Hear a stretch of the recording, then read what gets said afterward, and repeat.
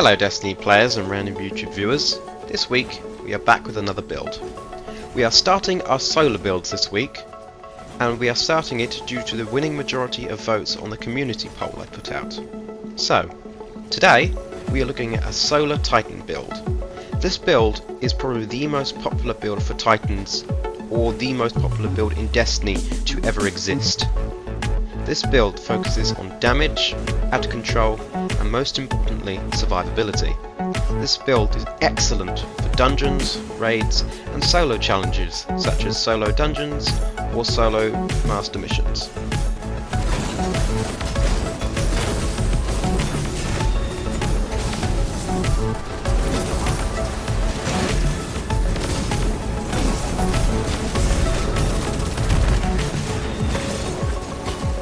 As seen from that footage, we are bonking everything with our hammer, and we keep having constant health regeneration, the radiant buff, and we're getting our super back really quickly. So, because we don't like to waste time here, let's begin with this week's build. Starting with the aspects, we have Soul Invictus. Your super ability Final Blows, Hammer of Soul impacts, and defeating scorched targets create sunspots. Your ability regenerates faster. Your super drains more slowly while standing in a sunspot. Sunspots apply Scorch and deal damage to targets inside. Entering a sunspot applies Restoration. This aspect also gives us 2 fragment slots. This is very good as we are getting our abilities back quicker, longer supers, and healing from walking inside these. Next, we have the Roaring Flames aspect. Final Blows with super abilities or ignitions increase the damage of solar abilities. Damage stacks 3 times. This aspect gives us 2 fragment slots. This aspect is also very good as our abilities allow us to do more damage to bosses and regular enemies. Moving on to our fragments. Firstly, we have Ember of Empyrean. Solar weapon Final Blows or ability Final Blows extend the duration of restoration and the radiant effects applied to you. This is good as we constantly extend buffs keeping us alive and doing more damage. Next, we have Ember of Torches. Powered melee attacks against combatants make you and nearby allies radiant. This is excellent as Radiant gives us a 25% damage buff while it's active, and Radiant grants anti-barrier rounds to our weapons. Next, we have Ember of Searing. Defeating scorched targets grants melee energy and creates a fire sprite. This is good as collecting a fire sprite will grant us grenade energy, allowing us to throw grenades more often. Finally, we have Ember of Solace. Radiant and restoration effects applied to you have increased duration. This is also very good as this allows us to keep our buffs longer. Now, moving on to the supers and abilities. For our super, I am running Hammer of Soul, but you can also run Burning Maul if you choose. For our class ability, I am running Valley Barricade as it has the shortest cooldown, but you can run Towering Barricade as it is once again your choice. For our jump or movement ability, I am running Strafe Jump as I find it to be the best, but just like our class ability and our super, it is up to you what you want to run. For our melee ability, we have Throwing Hammer. This is essential to our build as it will be the main source of all our buffs and the main source of how this build works. The Throwing Hammer can be picked up after being thrown, and this can go on infinitely as long as you keep picking up the hammer after throwing it. I also recommend binding your charge melee so you don't accidentally do your non-charge melee when you are up close to enemies. And finally, I am running Healing Grenade as this can heal both us and our allies. That is it for our subclass, but if you do not have any of these aspects, fragments or abilities, they can be purchased by Core Array, which hangs out in the Bazaar section of the tower.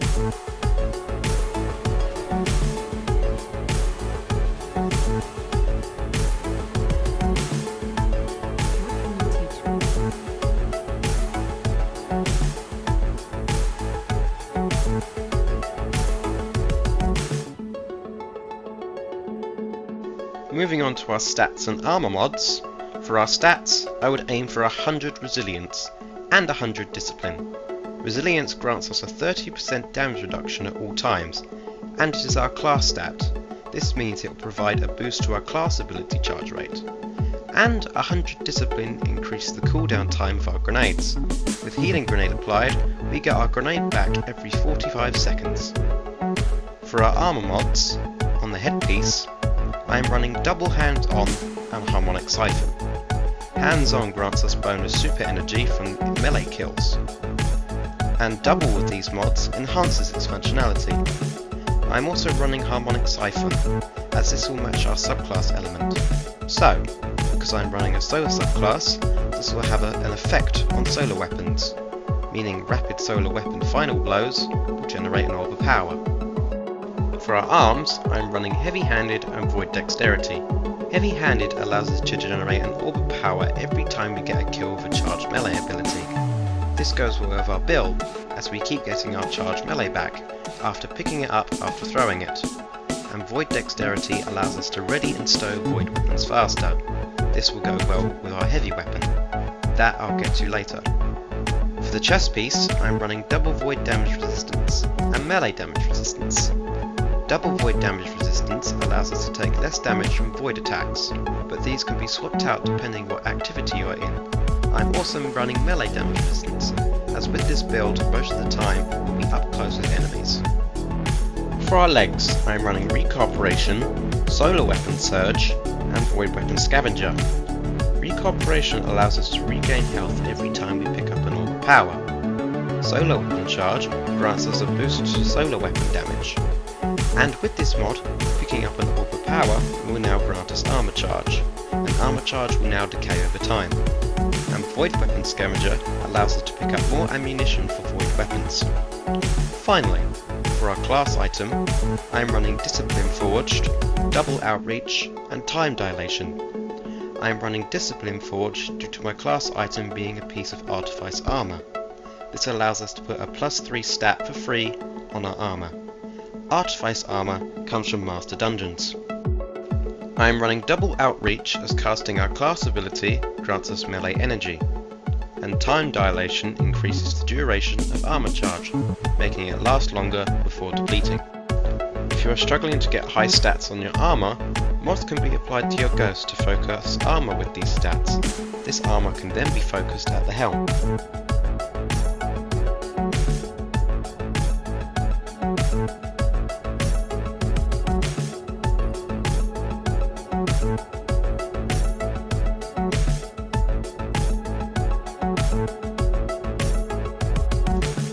And now, our chosen exotic is Symphoceps. The exotic perk on Symphoceps is Biotic Enhancements. Increase melee lunge range, improve melee and super damage when you're surrounded. This exotic is perfect as we're almost always surrounded by enemies and will be getting more damage from our melee and super. If you do not have this exotic, it can drop from random exotic drops, or from Exur when he is selling it, or from his engram.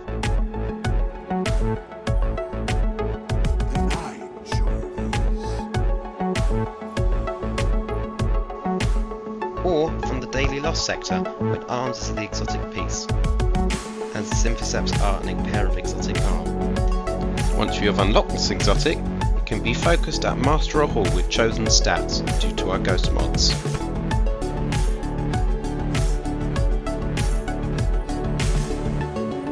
What cipher is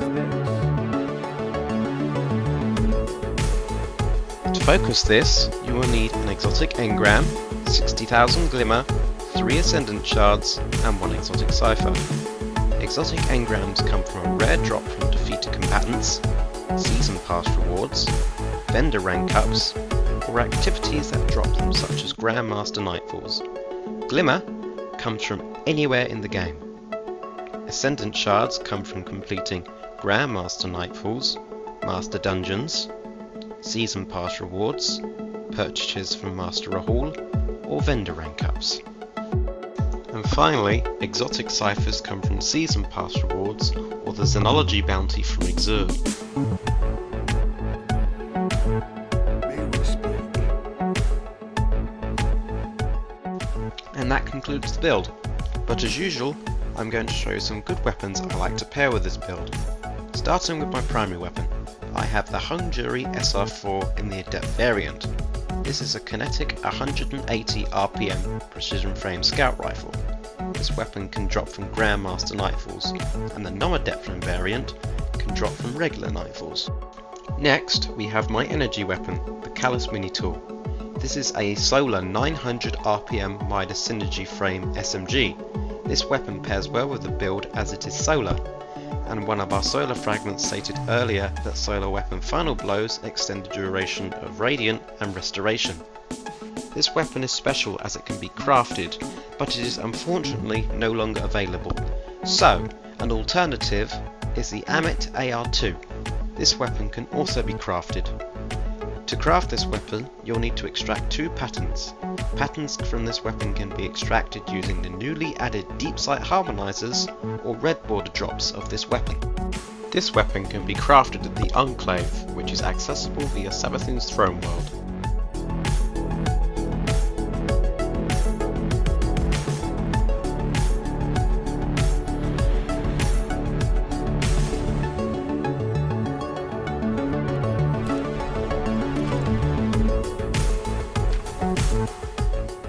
To craft this weapon, you will need resonant alloys, glimmer, enhancement cores, enhancement prisms, and ascendant alloys. Resonant alloys can come from dismantling legendary weapons. Enhancement cores come from dismantling legendary weapons, season pass rewards, vendor rank ups, purchases, or Banshee 44 bounties. And enhancement prisms come from Grandmaster Nightfalls, Master Dungeons, season pass rewards, vendor rank ups, and purchases. And ascendant alloys come from completing weekly missions on Savathun's Throne World, on Neptune, as well as season pass rewards, vendor rank ups, and purchases. Ascendant alloys are needed to apply enhanced perks to crafted weapons. And finally, my heavy weapon of choice is also my chosen exotic, Tractor Cannon. The perk on this weapon is Repulsor Force. This weapon emits a powerful impulse that pushes enemies away, suppresses their abilities, makes them more vulnerable to all incoming damage. This weapon was first released in Destiny 2 Vanilla back in 2017. This weapon came out of exotic engrams and still does, or a purchase from Exor when he is selling it. I like this weapon as it allows our throwing hammer to do more damage to bosses. And that is it for this week's build. Tune in next week for a Solar Hunter build. After we have finished our solar builds for Hunter and Warlocks, we will move on to our Arc builds, and after that, our Darkness builds for Strand and Stasis. When it comes nearer the time, I'll put our community post on what builds you would like to see first, either Stasis or Strand. Sorry if I sound really robotic still, I'm still following a script and I'm still getting used to talking in front of a camera. Well, in front of audio recording because I'm not in front of a camera. But maybe we might do face cam when we get a higher sub count.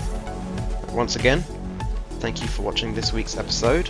I'll provide a DIM or Destiny Item Manager link to this build in the description. And with that, eyes up Guardians, and I'll see you Starside.